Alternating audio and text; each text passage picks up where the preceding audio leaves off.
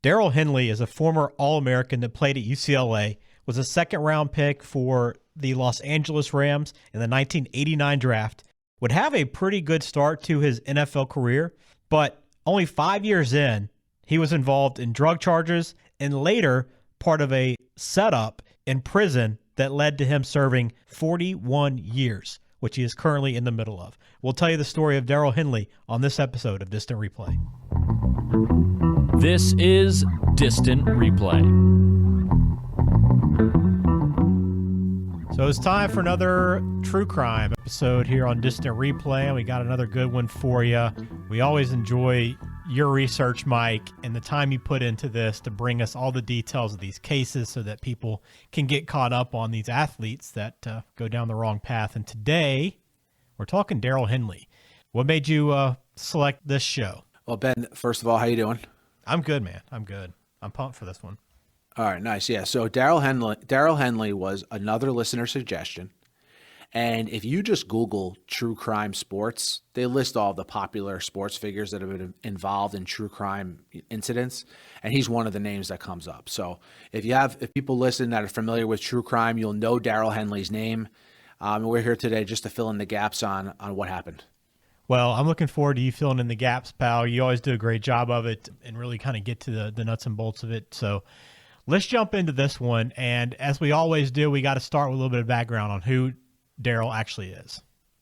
All right, Darryl Henley's story is a unique LA story. What I mean by that is he grew up in LA, attended high school in Los Angeles, was a first-team All-American at UCLA, and was drafted in the second round by the Los Angeles Rams. Okay, so very much an LA story. By all accounts, he had a very solid upbringing. Okay, we're not dealing with one of these situations with a guy who had a really bad upbringing and was sort of a foreshadow to what would happen later in his life. Solid upbringing, attended a Catholic high school in Los Angeles, was a first-team All-American at UCLA. He was the other starting cornerback on the All-American team opposite Deion Sanders. So nice. The 1988 season we're talking about here when he was an All-American. He's drafted in the second round, like I said, by the Rams, played his entire career for the Rams from 1989 to 1994. And another unique thing about his true crime story, Ben, is that it started in the offseason in 1995. So we have a guy who's in the middle of an NFL career. He was a most of the time starter for the Rams, not a no-brainer starter every game of his career, but one of those guys that would, come in on nickel and dime packages, start some games. So definitely a contributor for the Rams all 5 years he was there. And in 1995, in the offseason, is when his true crime story begins. It always kind of just blows my mind when these guys are in this position that you would seemingly think they're in a great spot in their career. They're making plenty of money. Like, life is pretty good when you reach the professional sports level, right? Especially the NFL for the most case. But, you always end up seeing a few stories like this where it's just not enough, right? And somebody goes down a different path. And I guess that's what we have here, right? Yeah. And as I go through this, we did an episode on Sam Hurd. And I think you're going to see a lot of similarities between Darryl Henley's story and Sam Hurd's story. Most notably the fact that their issues happened right in the prime of their career, and a lot of the issues they were involved in were similar as well. Well, let's jump into it, and let's take us down this road, Mike. Where does it begin, the story? All right. So first and foremost, when he gets into this trouble he gets into, two things of note. Number one, we are right in the middle of the O.J. Simpson trial. Right in the middle of it. So We're talking January through April of 1995.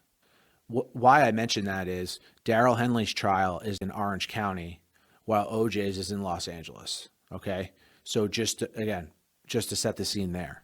Number two of note is when Darryl Henley goes to trial on the charges I'm going to outline, his attorney is Roger Cossack. Does that name ring a bell? Yeah, the ESPN analyst, I guess. Yeah, the ESPN legal analyst, Roger Cossack. So wow. He must have joined ESPN very shortly after this trial, because he was at ESPN a long time. And what I could piece together is he left ESPN in 2017. Yeah, and what's interesting is he was, you read a quick bio on Cossack, he actually covered the O.J. Simpson case. So I guess his attention wasn't completely on this. Not saying he did a bad job, but it definitely had a lot going on at that time period. Oh yeah, for sure. Yeah. So I just thought it was an interesting note I found in my research. All right. So let's get into kind of where it all starts. So what Henley is accused of is being a financial backer for a drug trafficking scheme. Again, similar to Sam Hurd, right? This is the first similarity we see here. This drug trafficking scheme included himself, his uncle, who was largely not involved, based on court transcripts, largely not involved in much to do with the drug trafficking ring. But the main sort of headliners in this drug trafficking ring were a gentleman named Rafael Bustamante and one of Henley's very close childhood friends named Willie McGowan. It would come out later that Henley would say, I backed them financially. I primarily did it because I looked at it as an opportunity for my friend, Willie to, basically make some money. Much of what was presented at the trial supported Henley just being a financial backer. So no one ever made any claims that, Henley was the one delivering the drugs, Henley was the one coordinating shipments, etc. Financial backer was his role. The star witness for the prosecution in this case was a Rams cheerleader, a 19-year-old Rams cheerleader named Tracy Donahoe.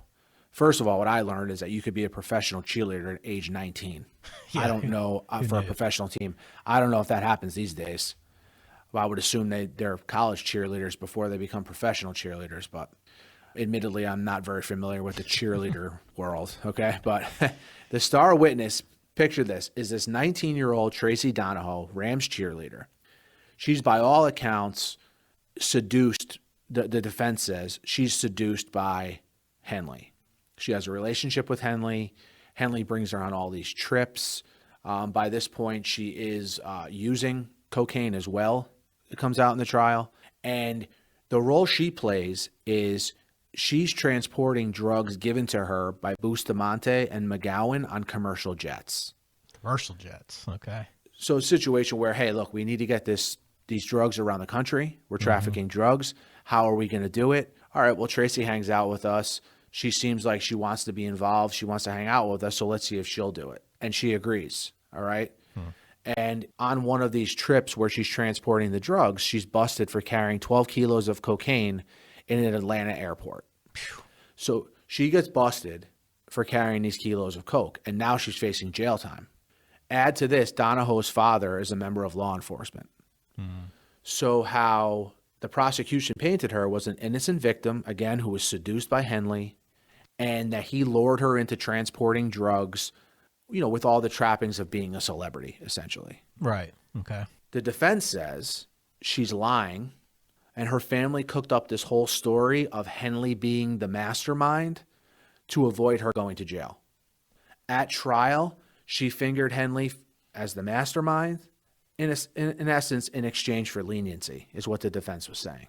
Okay. And they may have had a point there because she only got 4 months in a halfway house for her role in this whole drug trafficking scheme. Wow. Get caught carrying 12 kilos through the airport. 4 months. Exactly. And remember, it's of note to mention, we're in this war on drugs period with the mandatory minimum sentences that we went into in our last episode with the Len Bias documentary recap. So there's some pretty strict penalties attached, even just for minimums here. It was what, 5 grams equals 5 years, right? Exactly. So on these charges, to put it kind of in perspective, everyone involved is facing a minimum of 10 years, a mandatory minimum of 10 years. Okay. So she gets 4 months in a halfway house for testifying against Henley and everyone else. All of the other defendants are found guilty. Now, by all accounts, it was very hard for the jury to convict Henley when they found out his role. The jurors fell in one of two camps. They felt bad for having to convict him, right? There were stories of jurors crying, leaving the jury box after the trial. And on the flip side, as I'll go through later, Henley was going to appeal his conviction because of jury misconduct and the potential overzealous sentencing due to the war on drugs issues that we mentioned before. Yeah. All right, so I'll get to the jury misconduct stuff here a little bit later, but sort of leave that in the background for now. Okay. So where we're at now in the story is they've all been found guilty. everyone that's involved that I mentioned before that was involved in the drug trafficking, and they're all awaiting sentencing. This time period for Darryl Henley is really what would put him in a really tough situation regarding his life of crime. So now he's in jail. Henley pays a guard to smuggle a phone for him in at night so he can call his family, his fiance, because he just had a newborn baby. All right. Tough, Again, not an uncommon situation here for this stuff to happen. I think we hear about this all the time when we're doing these true crime episodes. So that in of itself is not a big deal. But what is a big deal is, along with calling his family, Henley made friends with a guy on his cell block who claimed to be mob connected. So a guy who was mob connected. Henley uses this phone to call an associate of this friend from his cell block. Okay, so the guy in his cell block says, hey, look, I have a guy on the outside, a guy named Joey Gambino. He can help you out here. He can get you money for your appeal trial. So he was going to appeal, like I said, he was going to appeal his sentence. Well, the flip side of that is all the money he spent on his criminal trial, he didn't really have that much money left. His family didn't have any money. This is a guy in dire straits financially. So, hey, look, call my guy Joey Gambino. He has some stuff that he can get you involved in to get you some money. All right? Joey Gambino. Okay. Joey Gambino. All right? So you have Henley on the phone with Joey Gambino. Gambino offers Henley a stake in a very big heroin deal.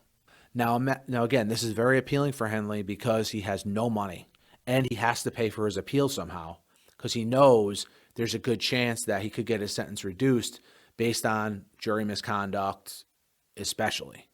What Henley doesn't realize at the time is it's kind of odd that this guy is offering Henley a stake in this drug deal when Henley has no money to front, right? This was just the role that Henley played for what he's in jail for. He was involved because he was fronting money.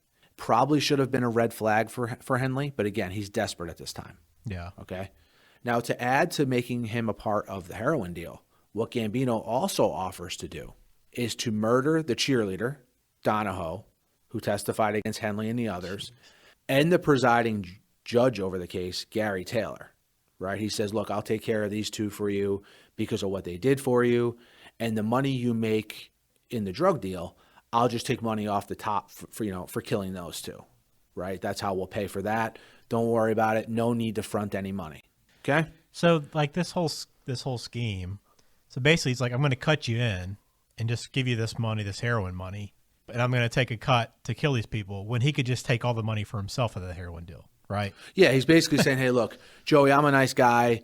I'm friends with the guy you're in jail with. I want to help you out because he says you're a good guy, and I'm going to cut you in on this heroin deal, and I'm also going to kill two people for you just because, my friend who's in jail with you says you're worth it, basically. Okay. I mean, that's basically what the situation was. Okay.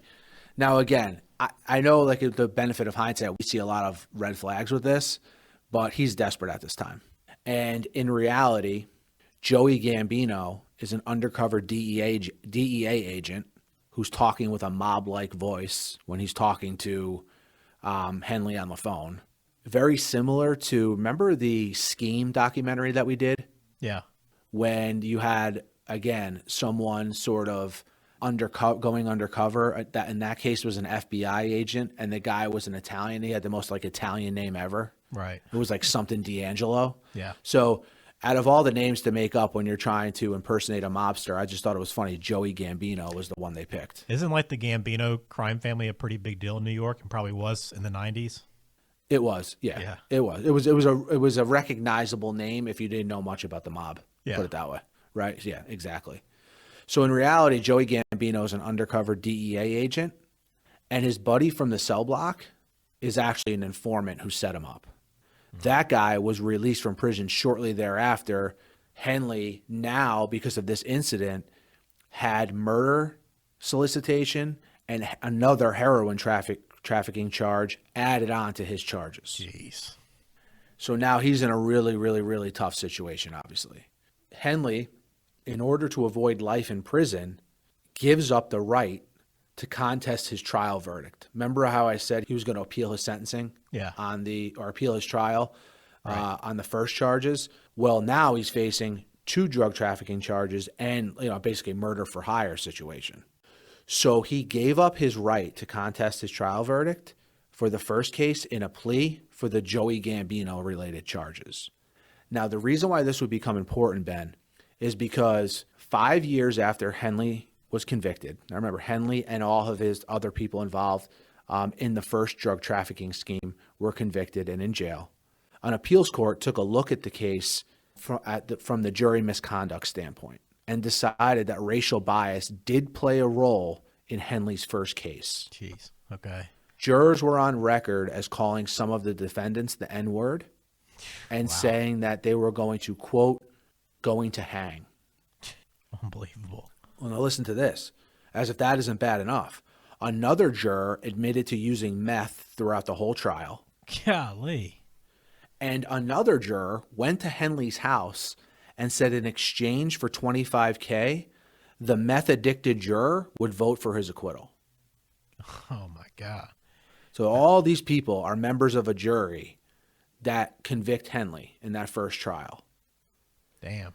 I think that made it very easy for the appellate court judge. Everything I just mentioned made it very easy for an appellate court judge to rule that the Sixth Amendment of the defendant's rights had been violated because of the bias of the jury, right? Mm-hmm. And they decided to release all of the co-defendants of Henley. So remember, we're 5 years into their sentences, which were supposed to be from 12 to 18 years. So all those co-defendants get out of jail at about the 5-year mark. Well, for Henley, because he had these charges on top of the murder solicitation and the second drug trafficking charges related to Joey Gambino, he was actually sentenced to 41 years and did not get out early. Over the years, he's asked for his sentence to be commuted, and he's asked for it to be commuted not saying, hey, look, I'm completely innocent, but just given that the circumstances, he says, if you look at the time he served in jail, which is now in the 25, 26-year range, that it's been enough considering he had a nonviolent drug offense, and he feels that he was basically set up by law enforcement on the murder for hire charges and the second drug trafficking scheme that he is in jail for. So I don't know if you remember, Ben, but the end of Obama's term in like the 2015 range, he was commuting a lot of nonviolent drug offenses. Right. So that's where this story sort of came back in the news for a little bit. He didn't end up getting his sentence commuted.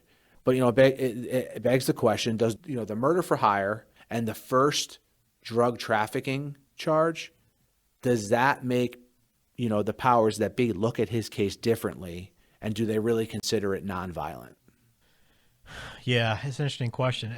To me, it's just, I mean, he put himself in that position to begin with. When you detailed what happened in prison with the setup, I mean, was he going out searching for someone to, like, ways to make money? Like, was he asking around, like, hey, I need ways to make money. Do you have anything cooked up that I can get involved with? Or was this idea just kind of presented to him and then he was like, yeah, sure. Well, hell, I can make money for not really doing a whole lot. Yeah, I'm in. I couldn't get any clarification on that exactly. What I did know, though, is that this person who ended up being an informant, he must have gotten from Henley in some way in their conversations that Henley needed money. Yeah. That must have been a topic of conversation. The informant then says, oh, I have a guy who could help you out. And then he connects Henley with Joey Gambino. And, unfortunately, the rest is history for Darryl Henley. Is it common? I mean, I have no idea, and you probably don't either, but I mean, is it common to have people in prison that are like trying to set up other inmates and I guess to probably maybe reduce their sentence? I mean, is this something else you have to deal with in prison? I think jailhouse snitching is pretty common. And if it's put to someone like, hey, look, you can get out of jail pretty soon if you give us A, B, C, and D. If it's put like that to a prisoner, I would think even more so they're likely to do what his cell block mate did to him, Yeah. How often it happens, I'm not sure, but jailhouse snitching is something you hear about all the time. Yeah. And typically, their word alone doesn't carry much weight. But in this situation, it wasn't the jailhouse snitch's word. It was him setting Henley up and Henley, talking directly to this Joey Gambino. Right. It's a little bit different of a situation than a snitch, I guess. Like, I don't know how many people in that position wouldn't take that, like, accept that offer, you know? Like, Yeah, that's where the people who think he was set up, that's what they say. yeah. You know, look at the situation he was in. Anyone in jail in his situation would have done the exact same thing probably. Right. Now, would they have sanctioned the murder of a judge and a cheerleader? That's really kind of where this story becomes a little bit different for me. You know, I understand he was frustrated at the time again, but I guess he didn't need to okay that. Is probably where the people who say, hey, look, he's not a nonviolent offender, that's probably the opinion they're coming from. You know, it's very interesting. And what few cases that we do are interesting to look at from both sides. But this one's pretty interesting to look at from both sides. And it's something that people who take an interest in this case have been doing for years and years and years. Because, again, he's been in jail for 26 years. Now, what's unique, what I mentioned is he had a newborn daughter, right, when he got put in jail. His daughter, he's still close to his daughter. How they managed to navigate, you know, these 25 years, I'm not sure. Right. But, again, he's serving his sentence in Yazoo City, Mississippi. Have you ever heard of that prison at all, since you're from down there? I've not heard of the prison itself, but I've heard of Yazoo City, yes. Okay. Well, she actually went to college in Houston to be closer to him. Okay. So, again, it's another kind of thing I found in my research that I think is unique to this case. You don't really hear that much. And by all accounts, he's been a model inmate wherever he's been. I guess he started out in higher security, like supermax prisons, and because of good behavior, he got transferred to this Yazoo City, which is considered a lower security prison. So, look, he's still in jail, and I just thought this was a very interesting case because there's a lot of layers to it. Yeah, there is a lot of layers. And you know, just it opened your eyes too to what actually happens to a lot of these guys. You know, I don't ever try to defend them necessarily, but you know, again, I think about anybody in that situation in prison. Now, the murder for hire stuff, to your point, yeah, that's a different thing. But to kind of get roped into it by starting with the heroin and providing the opportunity, you know, kind of sucks, man. Like there's a lot out there that you're just not aware of day to day, that these guys, you know, face in these situations. But you know, don't get yourself in that situation, I guess, to begin with, is maybe the bottom line. But Henley now is 54 years old, so he'll be in mid-60s when he gets out. Yep. And look, very few cases we do, Ben. I mean, this has star athlete, which is common for what we do, but drug trafficking, a questionable witness and their motives, jury misconduct, someone that's being the worst set part of it. Yeah, the jury misconduct, because he was, you know, if he just didn't have this second trafficking charge and the murder for hire with this Joey Gambino, he's out of jail years ago. Right. He's out of jail 20 years ago. So, you know, obviously he has regrets from the research I've done, but, you know, there's just so many layers to this. So when I read about the jury misconduct, like, really was an eye-opener. Yeah, but that's again, pretty amazing. But again, you know, if you just judge him based on the stuff related to Joey Gambino, especially the murder for hire, I think it puts him in kind of a different category to people who are trying to evaluate whether he should be released or not. Yeah, no question. Well, Joey Gambino, yeah, there's always one of these guys that pop up, Mike, these names. But that's the story of Darryl Henley and everything he's been through and dealt with, and why he is currently finishing out a 41-year prison sentence. So if you have suggestions on who we should add to this series, please send them to us. Again, this was a listener recommendation, and you can leave us a comment on YouTube or connect on Twitter, Instagram, whichever way you prefer to reach out. Do so. We appreciate it. And Mike's a true crime guy. He's a true crime junkie, so he welcomes all these stories, and it's pretty eye-opening what we learn along the way too. I mean, these things we never hear about. You know, these athletes that are involved in these things, but to kind of see these things come to light, pretty amazing indeed. So thanks, Mike, for taking us through this. It's a pleasure as always. And again, thank you for the suggestions, and keep them coming. And until next time.